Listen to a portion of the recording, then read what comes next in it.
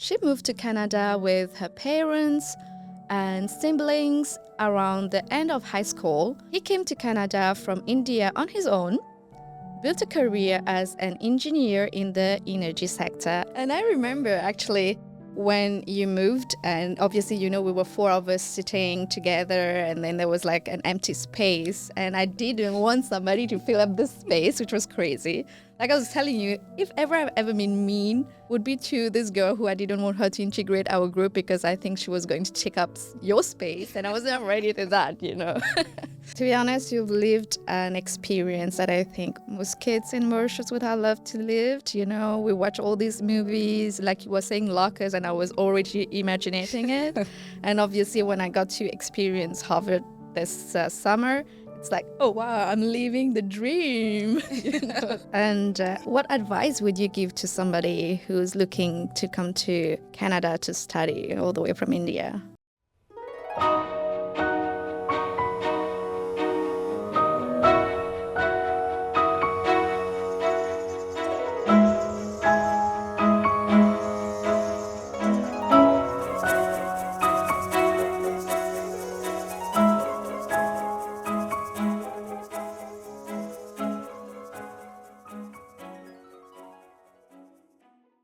Welcome back to the Hot Seat.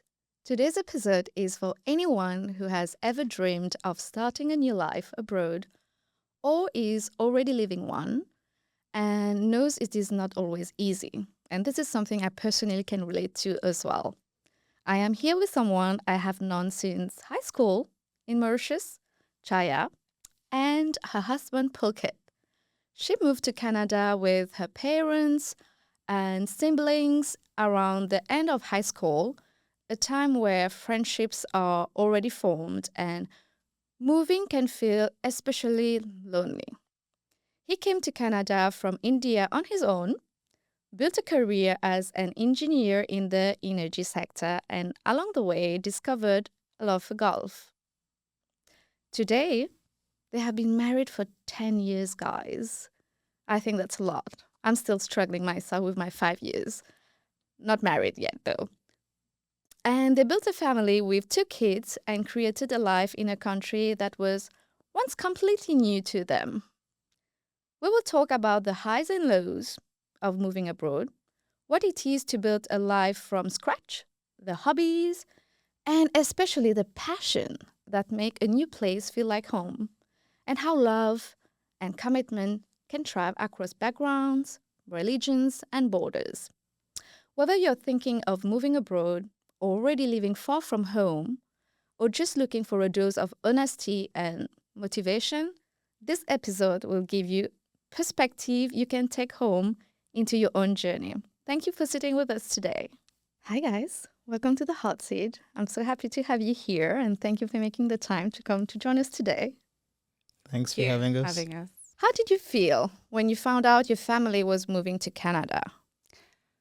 Well, I was 17 at the time, and that's when we moved. But I think my mom started the application to come here a long time back, and the application took so long that I actually forgot that we were planning to come to Canada.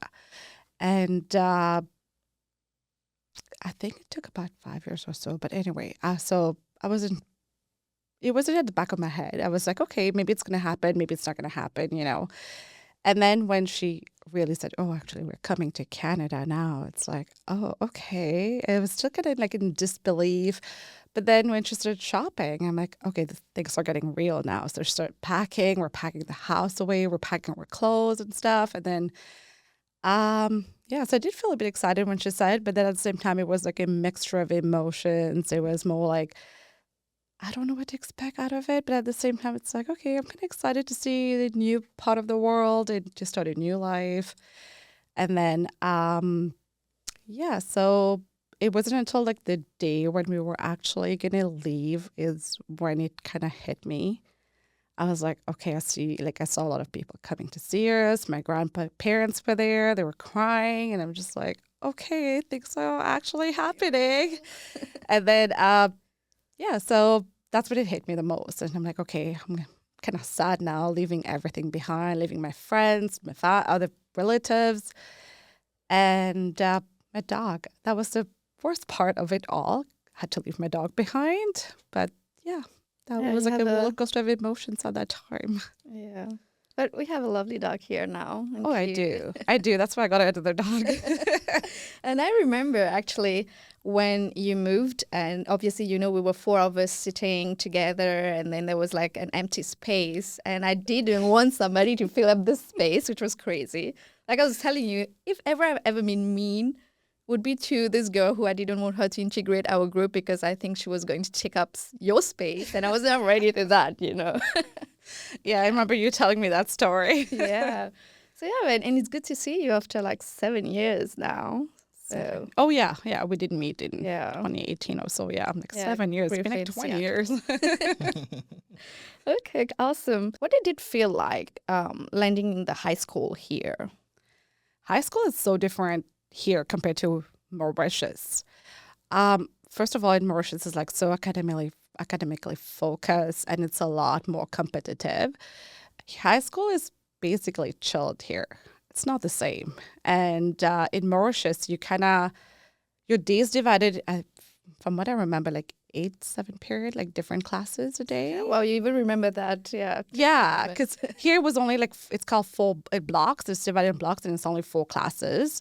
So in Mauritius, the teacher would come to your class, and here you'd be like, you go to the teacher's class, and you'd have like, and it was just like in the movies sort of thing. Like they had lockers. And Mauritius school is not like that. It's so different, right? And it was a good experience. I made a lot of friends. At first, it was some sort of adjustment, I guess. But it was good. It was really relaxed here. And I like that fact about it being less competitive. Like, Oh, yeah. I would have liked that too. It was so stressful times. Yeah. Was it like easier for your sister because she's like way younger than you, and it's normally easier to make friends when you are like 12 or 13? Yes, it was a lot easier for her because she started in grade 8. So that's like where in Mauritius you would go from elementary and then you would enter like high school. Mm-hmm.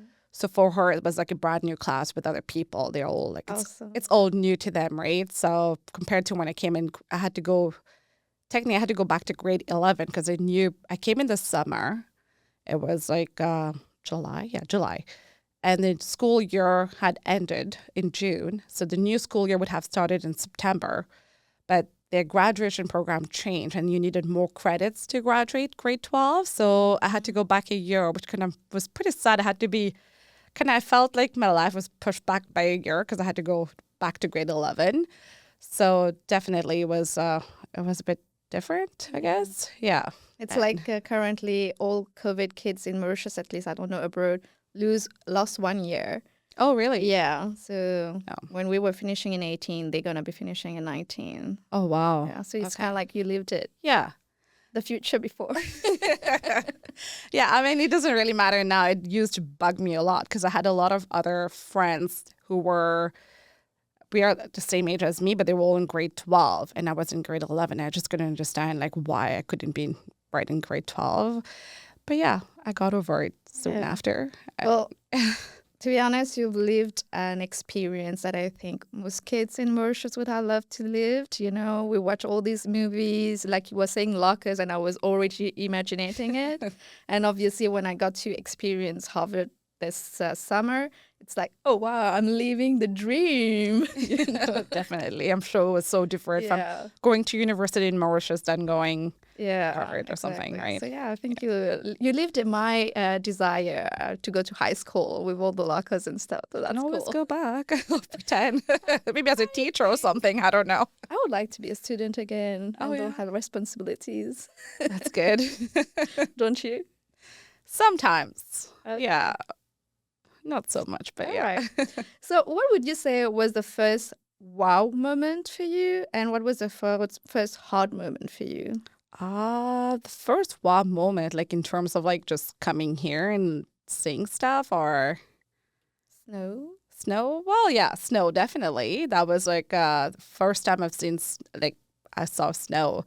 I remember I think it started snowing the night before, so it was just like little snowfall. And in the morning when I woke up, it was like at least 10 to 12 centimeters of snow. And I was just like, wow, like it's like it was all covered, like the whole ground, the trees and everything. It was a bit of a goosebump at first, just looking at that, and some sort of excitement. We all wanted to get out and go play in the snow. It was, definitely like a wow factor, if you want to Oh, say. yeah, no, Yeah. I can imagine. And then I remember landing here, and then my aunt picked us up from the airport, and as we're driving home, because in Mauritius we drive on the right-hand side. Oh, yeah. Here was the left-hand side, so it was like, it took me a while. I just like, my brain just couldn't accept, like, okay, why are we driving on this side? Everything looks so weird. But yeah, I've got used to it, and Awesome. And what do you think was your first like hard moment? You would hard say? moment. Probably just trying to adjust to the new life. I remember like when we came here, you kind of have to start all over again, right? So you don't have a house right away, you don't have a car right away. And the most difficult part was having to like rent somewhere else, and then thinking about how I used to have like such a huge house back home and a big yard all to ourselves, right? And here we were living in a 3-bedroom apartment, and I felt like it was kind of like space was kind of tight. We were a family of 6, I believe. Yes, 6 at that time. My grandma was here too. So, Okay. and just sharing the room with my sister and stuff, it was a bit different. And I'm like, oh gosh, like where did we come? Like, I miss having my own room and just a space. So I guess that was pretty difficult to grasp at first, I would say. Yeah, it took a while to when after we moved, maybe after a couple of years, and then I'm like, okay, I think things are getting better now. But definitely that was something very difficult for me at first. It is, right? Yeah. And I remember when I moved to Equatorial Guinea and it was in a 2-bedroom apartment. I'm also used to big house. I was living in a 5-bedroom house with a pool next to the beach. And now I'm in Equatorial Guinea and in a 2-bedroom apartment. And you can barely walk on the street. You have to walk with your passport. You cannot just take the taxi. So it was tricky. So I can imagine how hard it is to adjust to a new life. Oh, yeah, it is. How about you, Pulkit? What made you come to Canada? For me, I just came here to study. At the beginning, I was just looking at my options after high school, and I checked out the options in India. I checked out the options in other places and stuff. And I think because I had some family here, because I got into a good institution, into a program I liked, picked Canada. It was also like just just looking up things and stuff. It looked like a very beautiful place to come to and stuff. So I was like, yeah, this kind of makes sense from all those perspectives. But mostly it was just like at that time it was a program that I really liked, and I don't think I was getting any other options that were as nice as this one. Okay.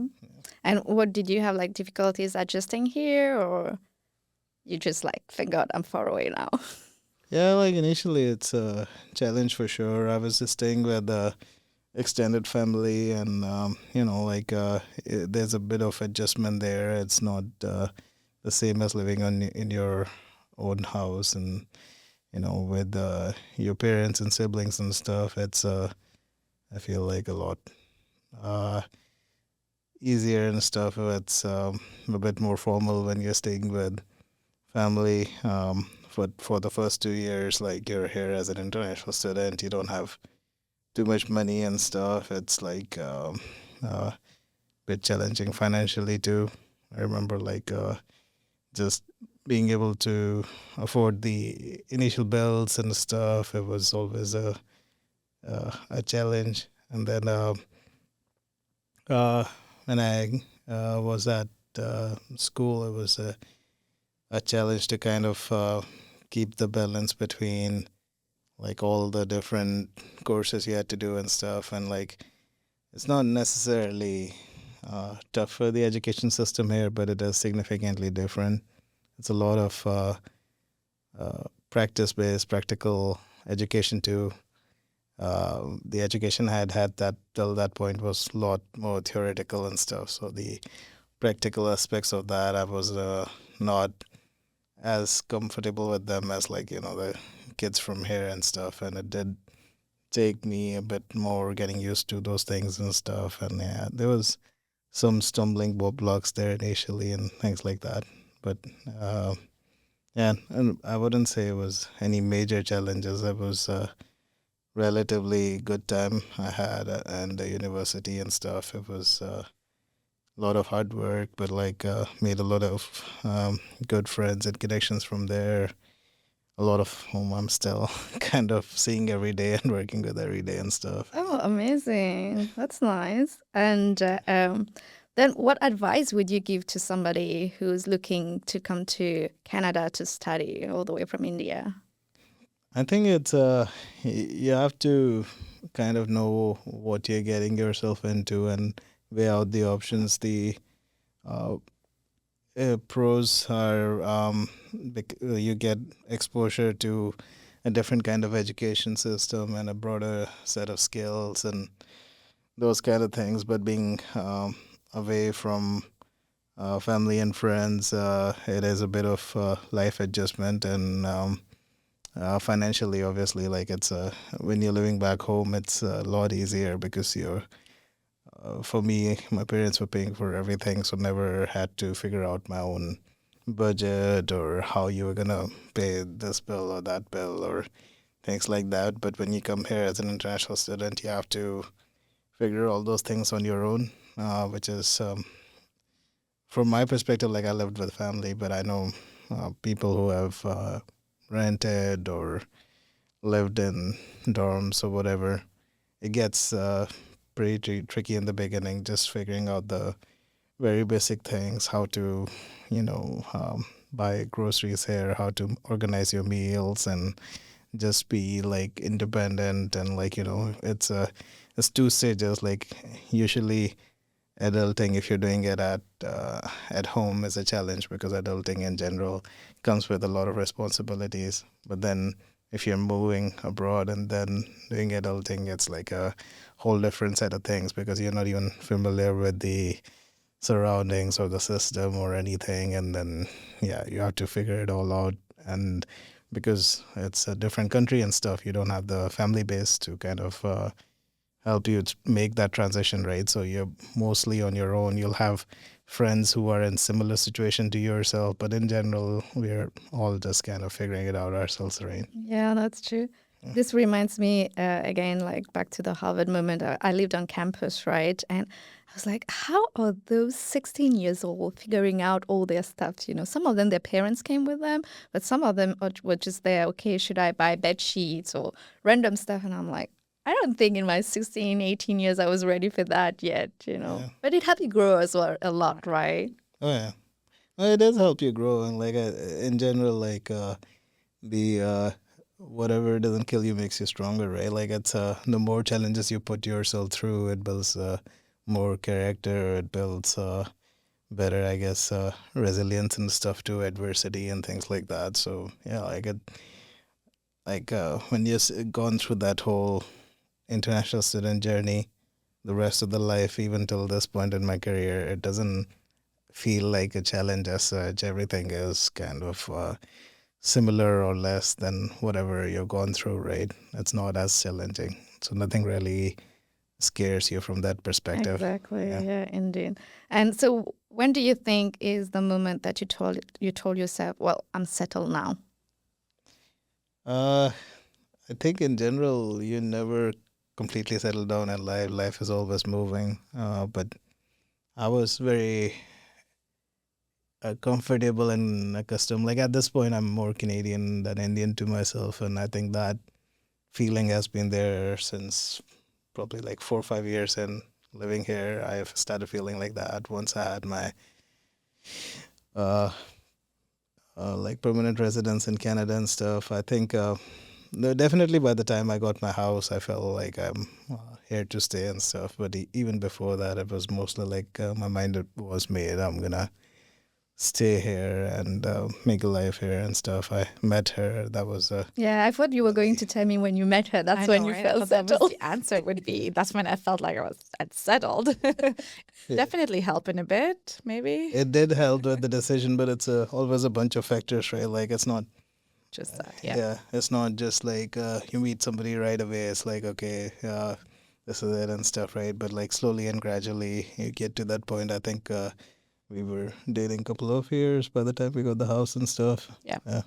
So yeah, probably somewhere around that time, it felt like I was here to stay, and this is home. I can resonate with that because I don't feel settled at all because I don't have a home, right? I'm always moving, traveling, or whatever. And I keep telling myself I need stability. So I feel when I have a home, even though if I'm traveling a lot, I know like I'm coming back to my space. Yeah. So yeah, it was inspiring. Maybe I'm going to put more time into it now. Yeah, it kind of like About time. it kind of forces you to like anchor yourself. It's like dropping an anchor Yeah, somewhere, right? that's the scary part. Yeah. Yeah, it comes with a lot of responsibility too. So And I was thinking actually that how did you guys like decide to buy a house so young already, it was all him. Before I met him, he already had that mindset that he needs to get a house as soon as he can. Yeah, like in general, it was me, and also like I stayed with my uncle. I always was like put a lot of emphasis on like building wealth through like real estate and things like that. So I was like, rather than paying rent, I'll rather buy something and build equity and stuff. And I think it was really solid advice back then, and everybody I talked to, I kind of give them the same advice too now, that you gotta start somewhere. Might it, the first step is always challenging and stuff, and it has got more challenging than it used to be. There's no doubt about that, but you gotta start somewhere. If you don't start, then you can't You're going to be like progress me. further. Yeah. Well, you're doing great too. You're So. doing great. You're doing great in other aspects of life, right? But I'm just saying in terms of like, just building your Assets. equity and assets and stuff. The sooner you start, the more Yeah. time you have for growth. And I've been everything. like trying to do this and I've seen the prices of property are going crazy and I'm like, I should have think about that 10 years ago. Yeah. Yeah, I feel like it's only going to go up. It's not going to come down. That's Yeah. crazy. I feel like that about Bitcoin and things. Like, the first time I heard of Bitcoin, why didn't I buy them and stuff? I had a friend who had Bitcoin back in the days Yeah. and he had a lot of Bitcoin. He sold it. Oh, Yeah. no. Yeah, he would have been so rich by now. I'm sure there's a lot of people who can relate to that as well. Yeah. Yeah. I probably heard of them first like 7, 8 years back. Since then, it's like more than 10 times the price. So, yeah. What are the best part of life here for you? I guess it's family. Like, yeah, we're all like settled and we have our family here. I don't know, for the last 6 years, ever since Nika's born, it's more like focus on family. So I guess that's what it is. Yeah, the same here. It's the kids, the dog, her, and just we have our siblings here and stuff too. Like in general, we like I do love the geography and stuff here too. Like you're close to the mountains, you're close to the lakes, you're close to so many good hikes and trails, and like there's just a lot of good places to go here. Like that's kind of the geography aspect of it. But weather-wise, I don't like Vancouver that much. It rains too much in the winter and stuff. I hate that aspect of it. That's if that thing could go away, this place would be so much better. Yeah, there's always like this thing in a place where we live where if that one thing would be different, and I guess here it's winter and rain, Yeah. it would be like one of the top countries in the world. Yeah. And this is what I say about South Africa. Like South Africa is amazing, has everything you said as well. Yeah. The problem is the crime, Oh, the, yeah. not the freedom to walk around. And if we remove that, for me, like South Africa it would be in the top three. Yeah. And it's so affordable to live there as well. Oh, yeah. Yeah, I can relate. Yeah, it's not really affordable here either. That's a negative, but like it's just a factor of when we came here and bought the house and stuff. Like it wasn't as big a factor for us as it is now. Like if you like you were asking before, if you're moving today, affordability is a big negative too. Oh yeah, definitely. Yeah. Yeah. I mean, I'm just a traveler here visiting, but like, I'm glad I came here from not directly from South Africa, but rather from the US. So that of just how expensive the US were, I was like, all right, I can relax a little bit in Canada right now. Yeah. Food is cool, but yeah. And then we talk about the other aspect that you say houses and taxes are like so high here and it affects your standard of living, and the cost of living as well a lot. Oh yeah, gotta agree It with is. that. Yeah, like for like the US versus Canada, the thing is like in US the pays are a lot more too. So like if you're making money there and then spending money there, then you still probably have more better quality of life and affordability than you do in Vancouver. Like that, there's the New Yorks and the Los Angeles, but in general, Vancouver is very unaffordable for the people living here, right? So not yeah, in US, most places are more affordable than here. Yeah. It's also a thing like when we live like in the country we live also. Like I remember I have my uncle who lives in Switzerland and say like he cannot go on vacation in Switzerland. It's too expensive. He'd rather go to Spain. Yeah. And then you have like in Mauritius, the Mauritians have a hard time to live because life is so expensive in Mauritius right now. Like even I go back to Mauritius, I'm like, I don't want to spend that much money here. Like, I'd rather go Yeah, elsewhere.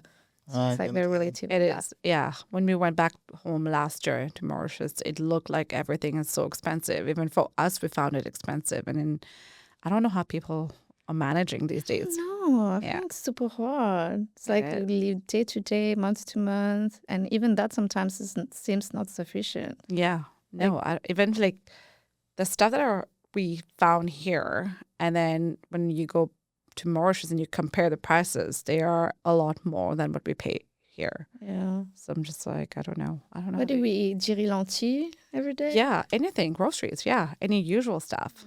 Yeah. Crazy. So, what would you say, based on what we just talked, each of you, what is your least favorite part in Canada? Like one, if you have to pick. For me, the winter rains, the 6 months of no seeing the sun is like it gets very, very gloomy and depressing. You Yeah. go in the morning while it's almost dark, and when you come out in the evening, it's already dark. So you basically don't see the sun at all for 5, 6 months.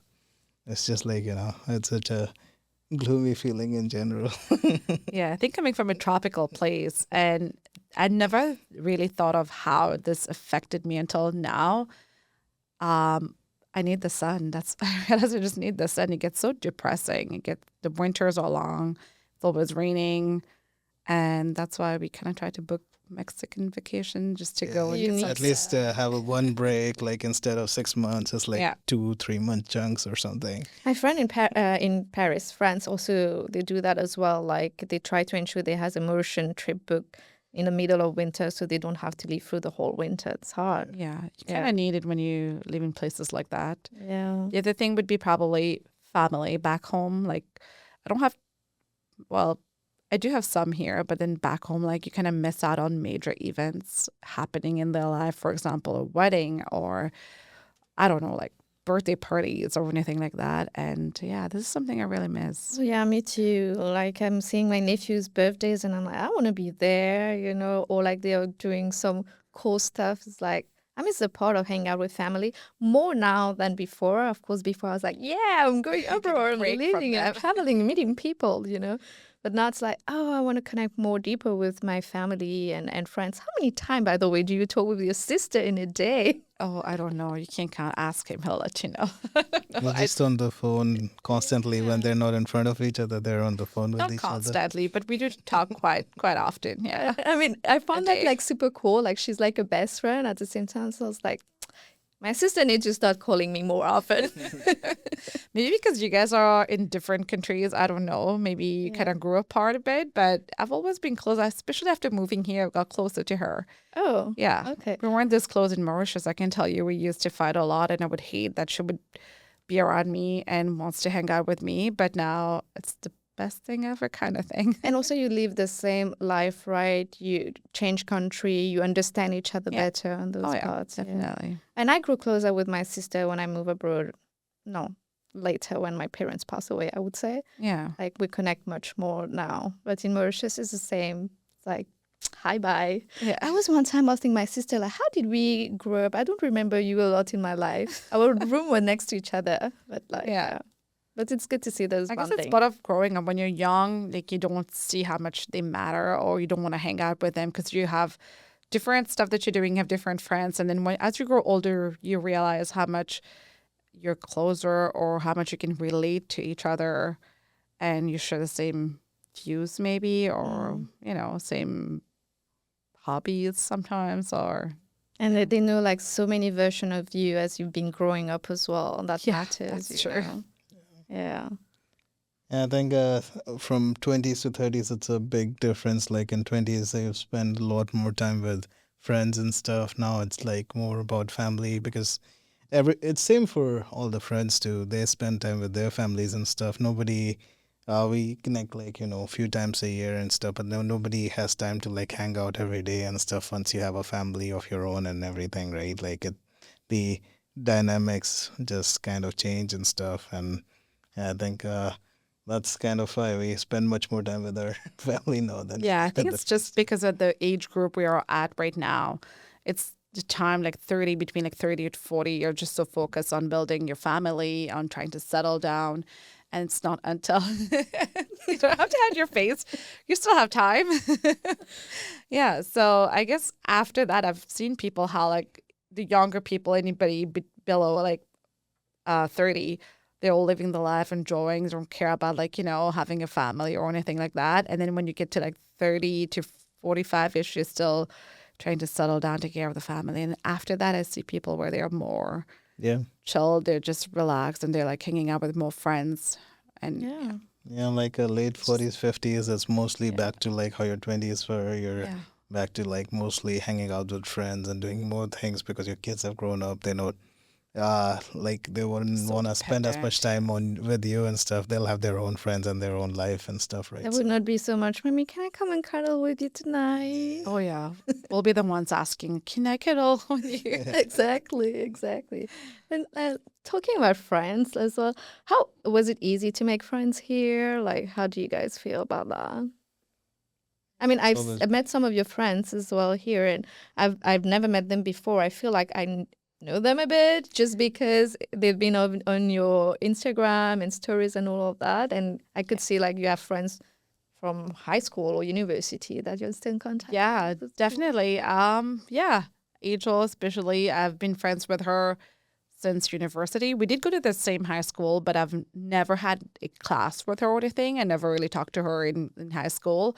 Although the other friends I did have classes with them in high school. But yeah, and I guess just going to university together, and then the fact that I knew her from before, I've seen her around in school. Um, we kind of got along, sort of, started talking, and then we really connected. And yeah, she is still a big part in that friendship part of life. But yeah, it's how far back we go. Okay, yeah. how about you? For me, like all the friends I have still are kind of like from BCID days. That period of like 19 to 24, 25 that I spent in BCIT. All my good friends right now are somewhere in that period. I met them and stuff, and yeah, like it. Uh, I would say I'm still fairly close to most of my friends. I stay in connection with them and stuff. Like obviously we don't hang out as often and stuff as we used to, but yeah, like because a lot of them are my university friends. We do similar like see we are in similar professions and stuff. We kind of I'm working with a couple of them right now. I used to work with a couple of them in my other work before, so like uh, and then like yeah, like you, I have other friends I made since then through like you know friends of friends or colleagues who became friends and stuff. But like the deepest friendships I have right now are mostly from those college This days kind of thing. Yeah. time. Okay. Then do you think like moving abroad has make you more independent as a person than you think if you were in your own country at the moment? Possibly, but like that's so something tough to say because I didn't I live the don't other say. path. Yeah, I would think so though because when you move here by yourself, like it's kind of like your entire day or whatever. You are kind of completely independent, right? Like so you are hanging out with more people, meeting more people, doing more things than you probably would have done if you stayed back home In and your room, and you're hanging out with your parents. with My the dad parents and loved us to stuff. be home. Yes, But what we were doing Really? a lot of time, we were in our room. yes. And like that when you're staying with parents and stuff, it's mostly about family functions, family friends, and those kind of things too. So like you interact much more with the that group of people when you're staying here independent. It's kind of you choose who you hang out with and stuff and things like that, right? So I feel like it definitely has broadened my circle from that Oh yeah, perspective. definitely. I would say, for example, here, when you're in high school, you kind of are expected to like have a side little job or do volunteer things, which don't think there is in Mauritius, and I feel like that kind of prepares you for the world a little bit. Just having that responsibility or knowing how to manage your own funds and stuff, I think it prepares you for being a little bit independent. And yeah, it did help for sure. Yeah. I think like also in general, moving away from your parents' home helps also to make you more independent. Let's say make you more independent quicker Yes. than in general, Yeah. right? And when I moved out from my parents' place, I just wanted to be away and able to have the freedom to do all my thing. It was tough, Yeah. but I keep going through it because I know I didn't want to go back home yet, and I don't know, managing fun. You said that. That's why that clicked in my head because I have to manage the little fun I was receiving for my university, for my loan, paying my rent, and buying food. And this story that one moment I didn't have enough money to get food. I didn't want to ask my parents because they would tell me to come back home. So I was eating half a minapolo one day and half a minapolo the other day. No. I was not used to eat old bread. I like Yeah. fresh bread, and I was like learning to eat old bread. But it lasted just like one season, like like 1 month or something. But I did that just not to go back home, and I think like even that taught me a lot. Oh, it And be comes with grateful. compromises, right? Yeah, yeah. Yeah, like I can relate to that part too. Like I think from when I graduated, it was like January 2010. I didn't get a job till like July 2010, and I was in Canada. The expenses were still there and stuff, and like everybody was like, "Oh, you should just come back home. You're not finding a job there. It's so expensive and stuff. What are you gonna do and stuff, right?" But I was pretty, I guess, adamant on staying here. But I had to do similar things too, just to kind of like I didn't have enough money to pay for my phone bills, for transit sometimes, for food, for other It was things. not It's only just like fans back in the days. You can yeah, put your feet there and get yeah, some money. yeah. Yeah, like the choice was basically like, just giving up and going back home, or you just kind Yeah. of keep on trying and stuff. So, yeah, like it kept on uh, connecting with more people, trying for more things. And eventually, like, you get one break. And then, like, after that, it's just, yeah, That's what forget. built us. Yeah. Yeah, can agree with that. So, you guys have been married for 10 years. Congratulations, guys. Cute. How did you survive her? How What do did you she mean, survive Tracy? me? Yes. Exactly. Yeah, it's the both way, right? Yeah. Yeah, no, congratulations on that. I know I wanted to come to your wedding and I didn't make it there. It was such a Yeah. beautiful in pictures I've seen. Thank you. So, what is the thing that helps to make it work, especially in an intercultural relationship like yours? I guess it's mostly communication, understanding, and a lot of patience that makes it work. Yeah. It's And not it's love easy. You too. gotta build it as you go, right? So it's like you're constantly working on it, I would say. Um, to the last 10 years, we've come to understand each other a lot better and work through what doesn't work for us and what works for us. Um, yeah, and lots of patience, like I said. Yeah. It's just like, just be patient and understanding as much as you can be, right, for the other sides and other perspective and stuff. Because in the marriage, there's always going to be disagreements and small arguments and stuff. But it's just like how to know to move past them and not like let things bog you down or bog your spouse down or whatever, right? Just keep on chipping away at it and keep on moving ahead. Okay, that's good. And what's one thing about each other culture that you didn't like before and now you enjoyed or at least appreciated? I think it's mostly like expectations from, like, the expectation of others. Like in his culture, there's a lot of, um, you gotta do things a certain way and whatnot. But I kind of understand where it's coming from and why it's done in that certain way. Um, yeah, come to terms with it, I guess.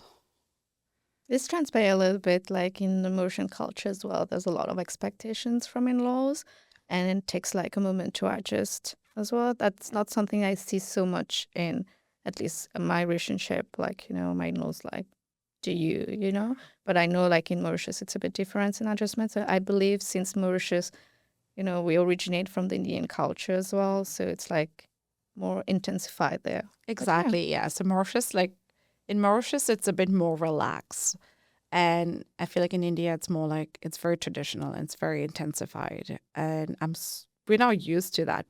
I wasn't raised like that or, told like we can only do certain things or there are some traditions we gotta follow.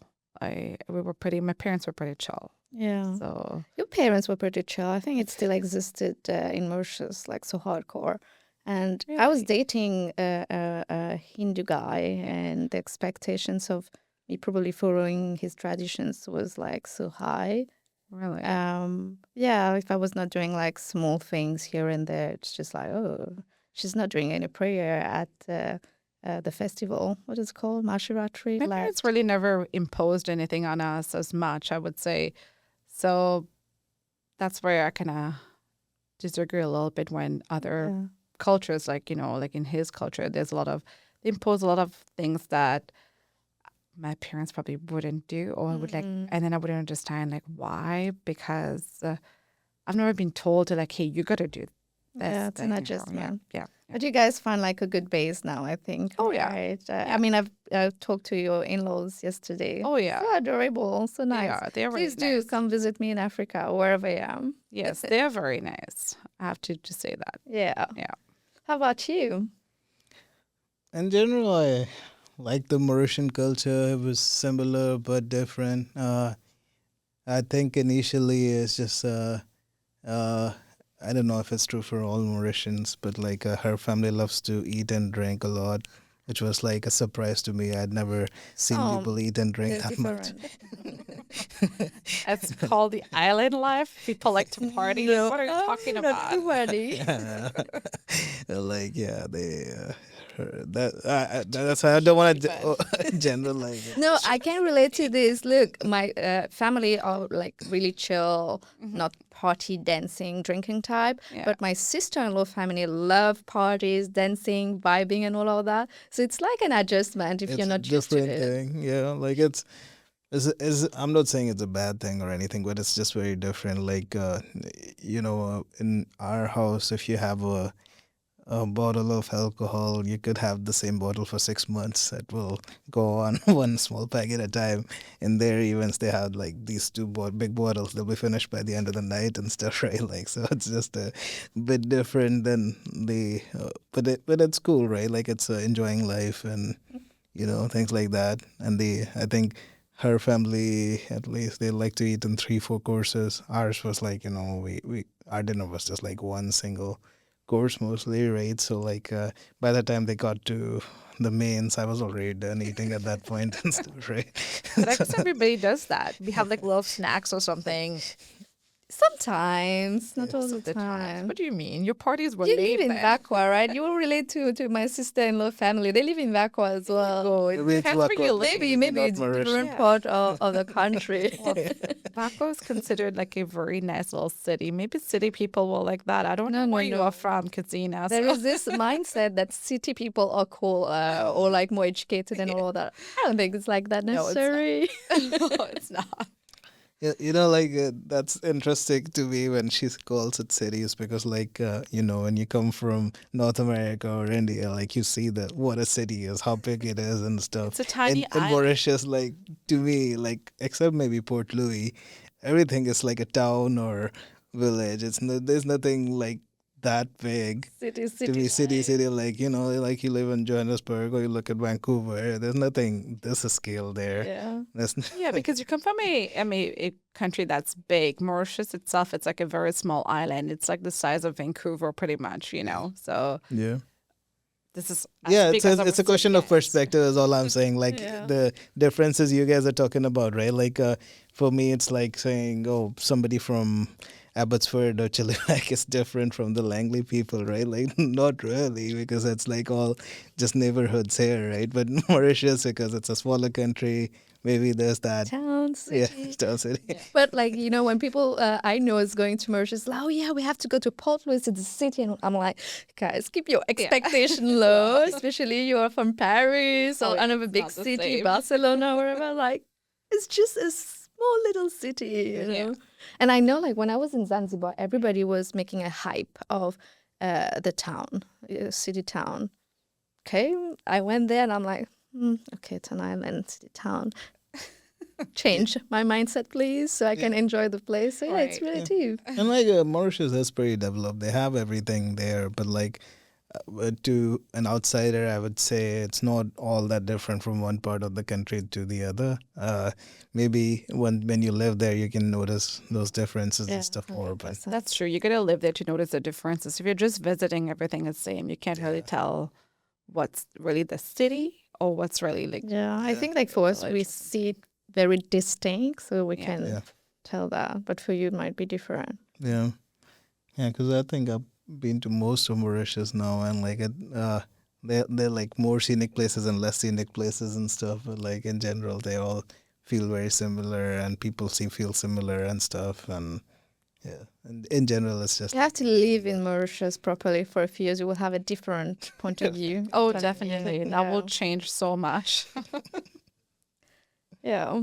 And how do you guys raise your kids here in Canada? What do you think shape your family values? Do you like incorporate Indian culture, I mean your culture and your culture together? But I know it's like there's a lot of similarities, but is there something specific? Yeah, I would definitely want to raise them where they get a bit of both. At the same time, they're growing up in Canada to learn that as well. Like they're gonna be, I wouldn't say influenced, but that's the culture they're growing in, like the Canadian culture or um, the people. I mean the way things are done here and whatnot. So we do want them to learn a little bit of what we learned from each other's culture.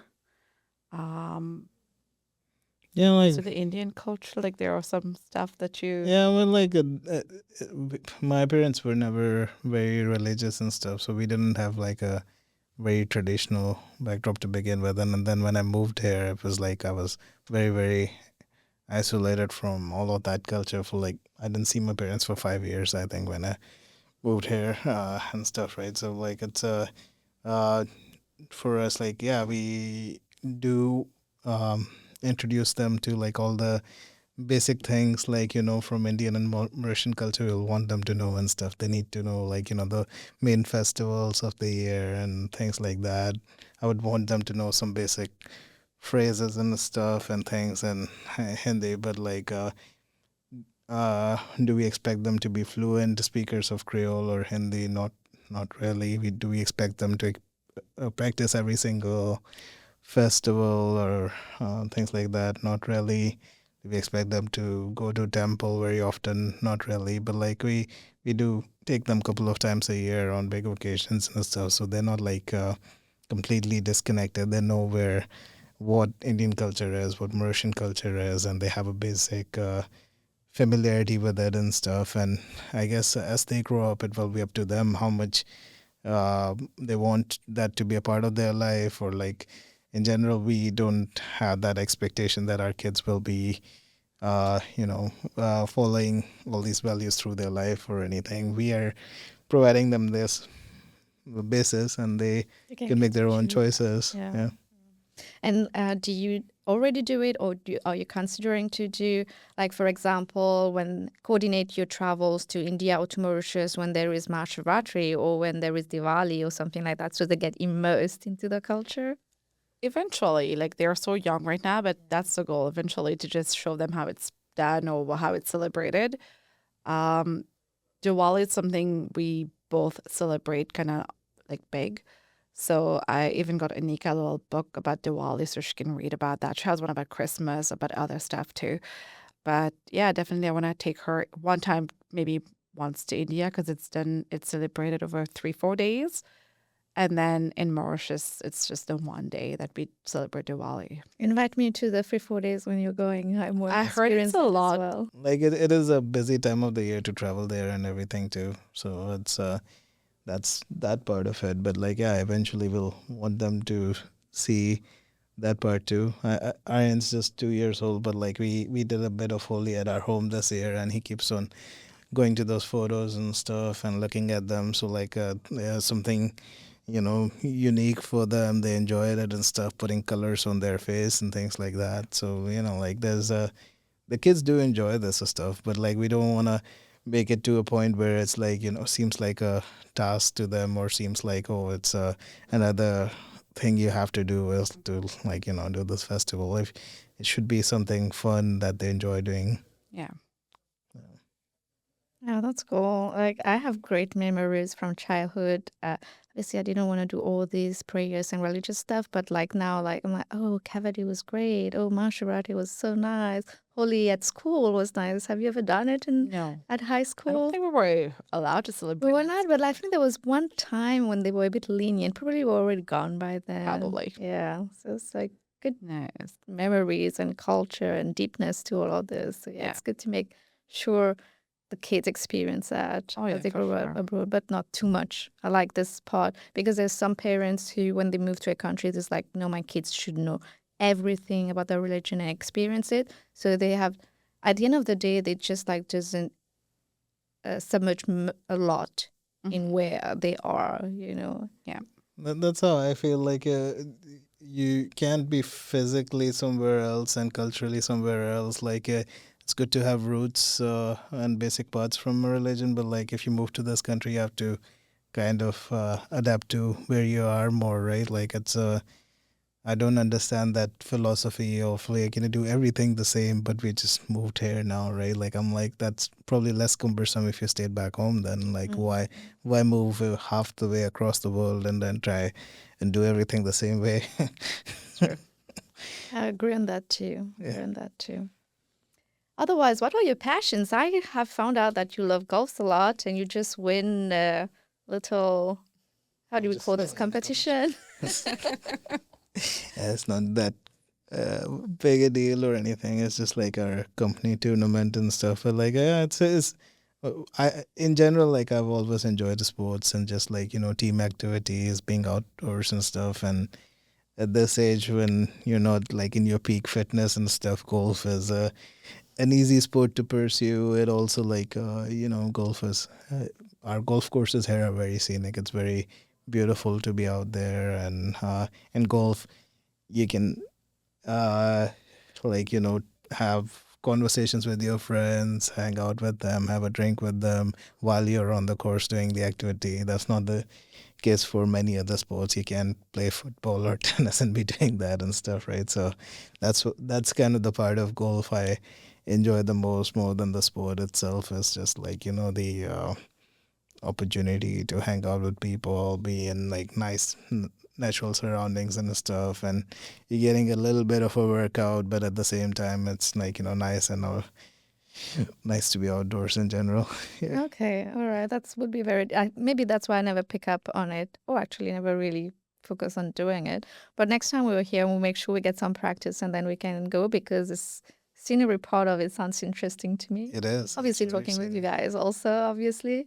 I'm into more like hiking by myself, alone, not conversation with anybody, just like go watch No nature kind of person. socialization at all. Well, I do socialize a lot Yeah. in general with travels, yeah. And how about you? Have you picked up any hobby here? I don't know. Taking care of the kids. That's pretty much it for the last That's not 6 a years. hobby. I think that's not a hobby, but I've been too focused. Like I don't think I have time for myself. It's just like taking care of the kids, the house, work, and yeah, I don't think I put enough time just like focusing on myself. Will there be any kind of hobby that you would like to take up?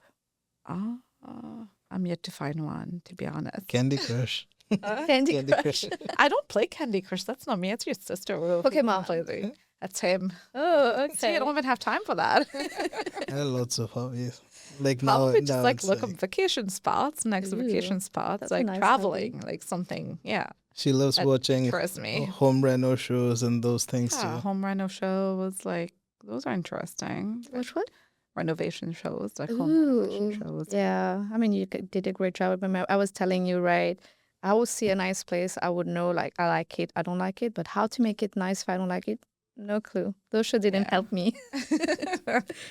It depends on the space as well. Sometimes you look at something and you're like, I have no clue what to do. Sometimes you look at something and you're like, oh yeah, there's good potential, like great potential, and like making it look better. Yeah. She does like gardening too. She's not like one who would follow it through every single day, but like she loves planting new things and It's like yeah, therapeutic. I yeah. love gardening for that Yeah. reason. Oh, wow. A little bit like in touch with nature, I guess. Yeah, and that's one hobby we both share, mostly the gardening one. And for me, I like building things and do-it-yourself projects too. That's another thing. I don't know if it's Do a you hobby enjoy or what. doing it though as Oh, I a do. hobby? Okay. Well, sometimes you get stuck in the middle of the project and it's like, how do I get out of this? But in general, I love the process of figuring the whole thing out and then executing it and then, the final result and stuff of it. It's, Creative. Yeah. yeah, Yeah. it's just like knowing how to do more and more things is kind of it, right? Like, yeah.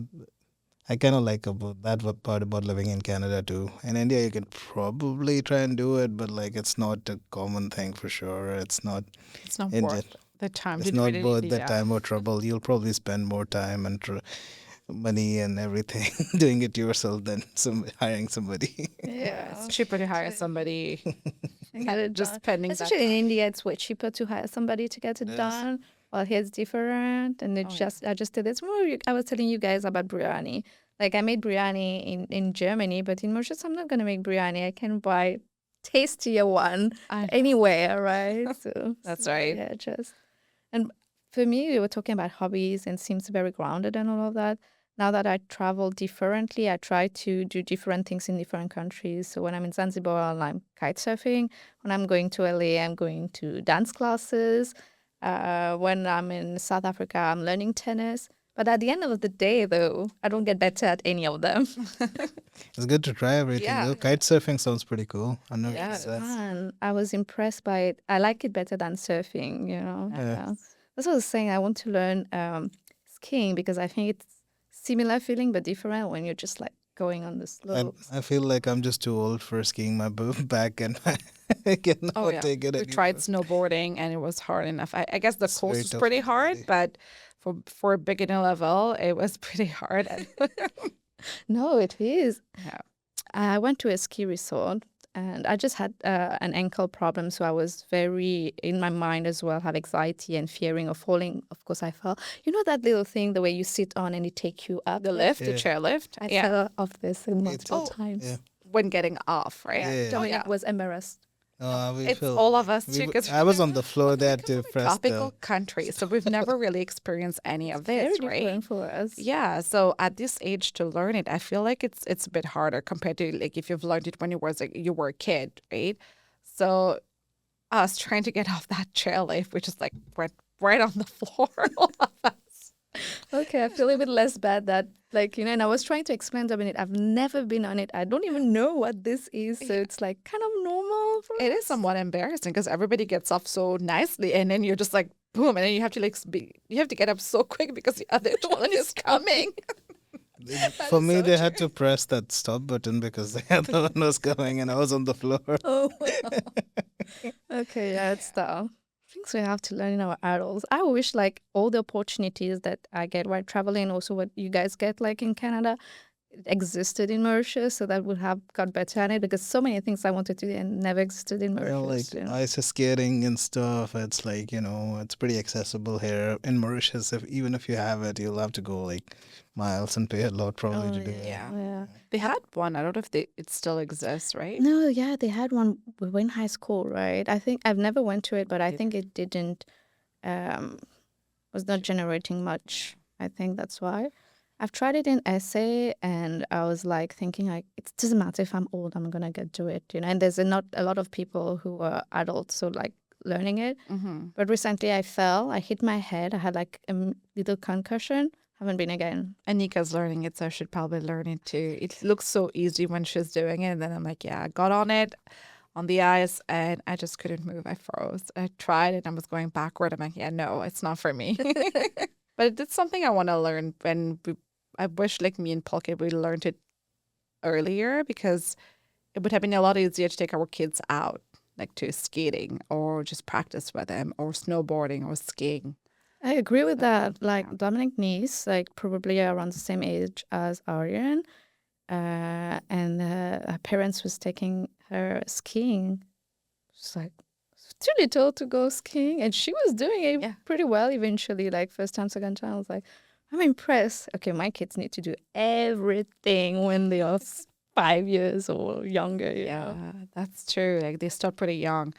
My kids, though, they're not into swimming, which I am okay with, and I can teach them. But yeah, they'll go skiing. They'll try to skate. And not skiing. We've never taken them skiing, but they'll go skating fine. They'll be okay with that. And then I'm like, yeah, the one thing that I know how to do, you guys don't want to even try it. Okay. Yeah. I get that's a good part too about like moving from a tropical country to here. You've done a bunch of other activities and now you can experience these ones too, right? Like, yeah, the older you get, it's tougher to learn, but still, it does still have its fun and joy. Like I enjoyed the ice skating and stuff. It was like fun, so I would do it again for sure. Yeah, do you use that little Yes. thing? Yeah, Yeah. I think I need to skate with that. But I was skating full speed with that thing. I was going like whatever 20, 30 miles. I couldn't even use that to do it. I couldn't even move. I was- Okay. yeah, The- Polka did good. He was pretty brave. Like we had a little skating play date with all the kids from Anika's school daycare, and all the parents were there, and most of them grew up here, so they know how to skate and they've done it before. And Polka was brave enough. He just went on and took the little thing, and he was pretty good. But I guess it also helps if you've done roller skates before, which he has, and I've never done that Ooh, before. that's fun. It wasn't fun when I was cool. It's good to know. Well, that's what I've been told, though. If you've done that in the past, it's pretty much the same concept. So I don't know if that helped. I don't know. I think it's just I watch hockey a lot and I see people skate all the time. So it's just like, okay, Just it can't be that watching them. complicated. Do you think it's like watching people driving or playing video games and then was like, I'm a good driver? Watching a pilot fly a plane. Well, like I don't have that mental block that this is a scary thing or anything. Oh, that's the best part. That's Yeah. what we develop when we become more adult or I don't know, Yeah. like experience life traumas and other things that block us and make us fear more. Mm-hmm. Yeah. Like on a rink, I don't feel as scared, but like skiing on a mountain, I feel scared because I'm like, if I don't know what I'm doing, I can go and hit a pole or a tree or something. That's why skiing It's like, how do you intimidates me more. stop? Yeah, you need to know how to brake. Yeah. To me, what helped, like at least in Germany, I was doing it better because Dominic know how to skate and he takes me around, and then I'm starting to go quickly by myself and like, don't touch me, I can do it. I will fall eventually, but it goes. But when I was like by myself learning, it's even more difficult because I have more fear because I know like if I fell, there is nobody next to me, and exactly that's where I fell Yeah. hard. That's when you start thinking, and Yeah. then Moving back to moving abroad, what do you think is the biggest misconception that people have about moving abroad? I I think it's because of all the things you see in media and movies and stuff.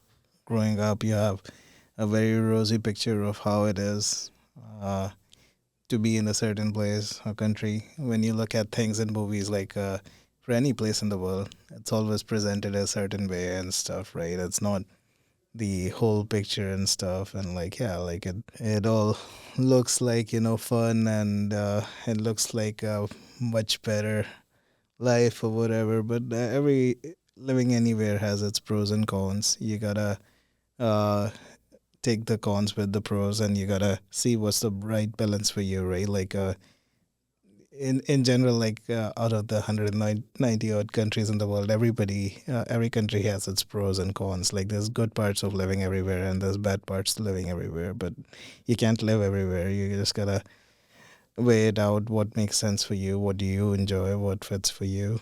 That's kind of my take on it. Yeah. I don't know. I feel like people think it's a lot easier.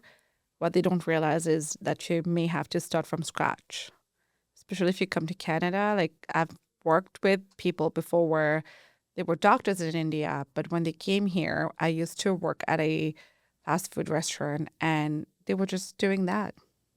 When I was in high school, I used to work there. But then, yeah, I met this lady and she was like, oh, yeah, I was a doctor in India. It just came a few months ago. And well, she can't really practice. So she'll have to go back and study and stuff. So I feel like people need to be prepared for that, to know that they cannot just come here and start doing the same thing they were doing back home. It's a lot of probably having to go back to school, um, to take a few courses and to maybe change their whole skill set. Yeah, I agree. Like what I do say sometimes to close people of mine that the grass is not necessarily greener out there. You know, you have to know like the difficulties you're experiencing where you are, you will experience maybe that would be sorted when you're out there, but then there's other difficulties that you have to deal with. So it's good to like know better, talk with people that are living abroad and they can tell exactly like how it is, like, you know, have open conversations about it. Because we post on social media, we say things and all of that. It looks amazing and stuff, but we post because this is a moment I'm feeling happy and I want to share it. And when we are having difficulties, you're more focused on sorting that difficulties rather than sharing to the world that I'm Yeah. going through that, you know? So it's good to have like one-on-one deeper conversations before anybody make those kind of move. Yeah. Yeah, because people, whatever you're sharing, people are only looking at the positive things and, oh, she's doing great. Or this looks great. She's doing well, but they don't know the behind the scenes, I guess. What do you think keep you going when things are hard?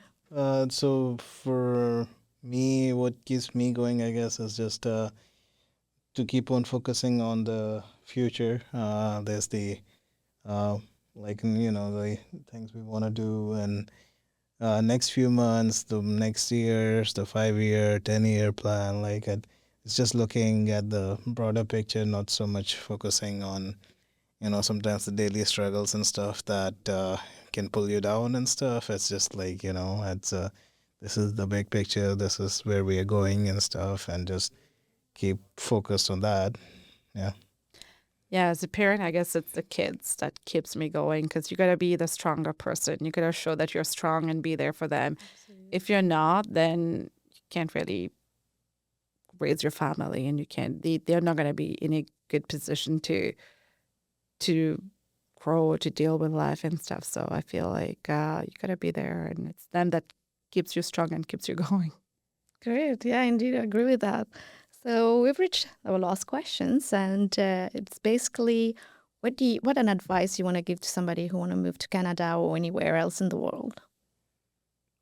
So do your research, and yeah, that's more important. Do your research and know that you might have to start from scratch. It's not always easy. It might work, it might not work, and yeah, be prepared. Be prepared for anything. Like it might not work. Just don't think, oh, I'm gonna move, and I'm gonna live my best life. Everything's going to work the way I want it to, but it's not always the case. Thank you.